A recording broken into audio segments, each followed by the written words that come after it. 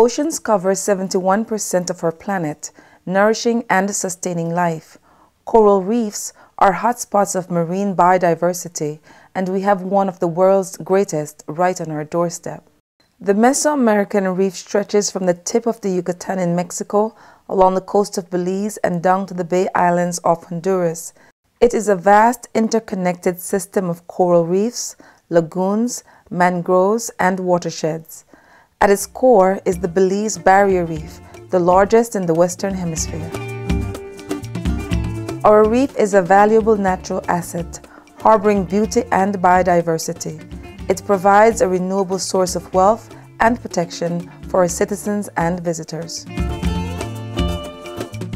In Belize, coral reef and mangrove-associated tourism contributed $150 to $196 million to the national economy for 2007 in direct expenditures.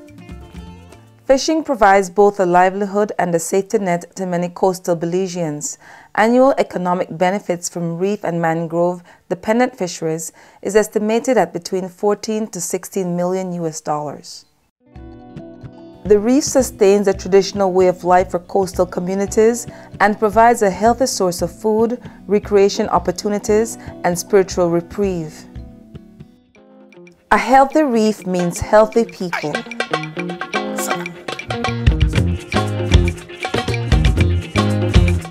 To maintain a healthy reef, we need to understand how it works. The reef is a close-knit community of living things which rely on each other for survival. Herbivores keep the reef free of algae. Carnivores maintain the balance of species. Cleaner fish keep larger fish free of parasites. Everything is interdependent. Turtle grass and mangroves behind the reef support the reef community, providing vital nursery and feeding grounds. They're also home to several threatened species like the Goliath grouper and the manatee. A healthy reef maintains a complex balance between species and their environment. This balance of water, temperature, clarity, and chemistry has evolved over millions of years.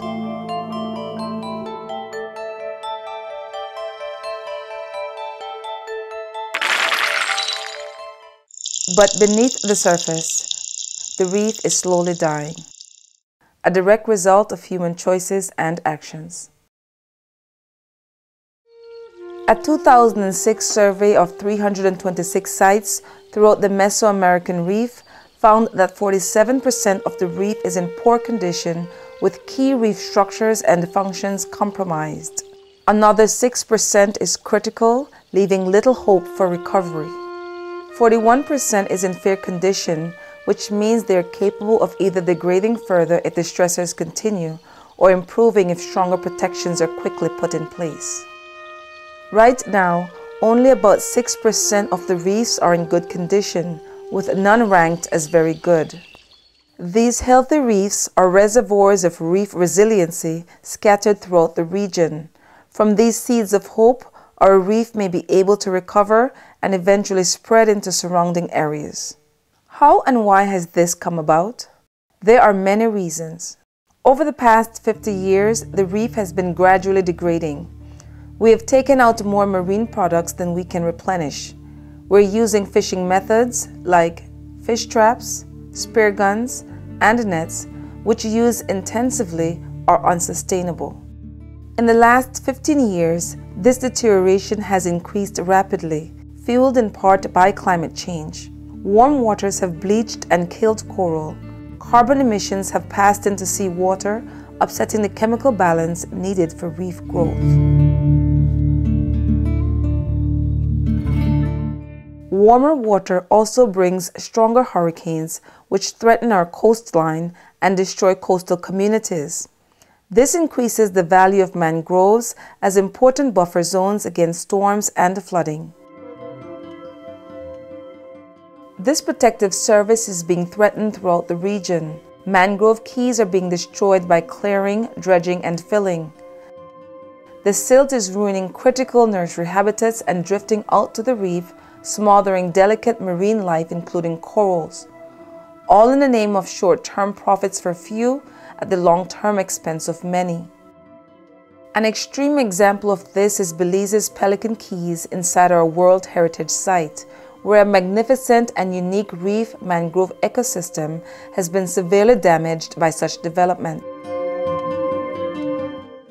Land clearing in the watersheds has accelerated powerful flash flooding rivers, which carry silt and agrochemicals to the reef. Rapidly developing coastal communities and aquaculture produce sewage, nutrients, and solid waste that can contaminate coastal lagoons and reefs. Coastal communities are growing throughout the region with increasing local and tourist populations. The demand for seafood from both visiting tourists and the local market is on the rise. Fishermen must now go further and work longer hours to find fewer and smaller fish, lobster, and conch. Much of our supply of whole fish and fillet now comes from the smaller, colorful members of the reef community, especially parrotfish, which are so critical to reef health. The ecological balance is further upset by the removal of top predators like sharks.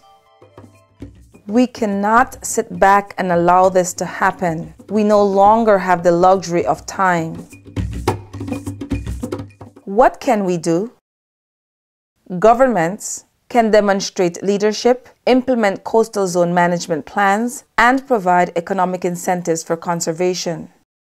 Private sector can adopt codes of conduct and better management practices that reduce environmental impacts. NGOs can continue monitoring the health of the reef and educate residents and tourists on the importance and vulnerabilities of the reef. Everyone, watch what you buy. No seafood that is out of season or undersized. Don't eat endangered species like turtles and Goliath grouper or key reef species like parrotfish. Learn more about coral reefs, get involved in local conservation efforts, and educate others. We're literally eating away our future. The very fabric supporting our intricate reef system is being picked apart. Whether it falls into total degradation or recovers some of its former glory depends in part on our decisions today. The choice is ours.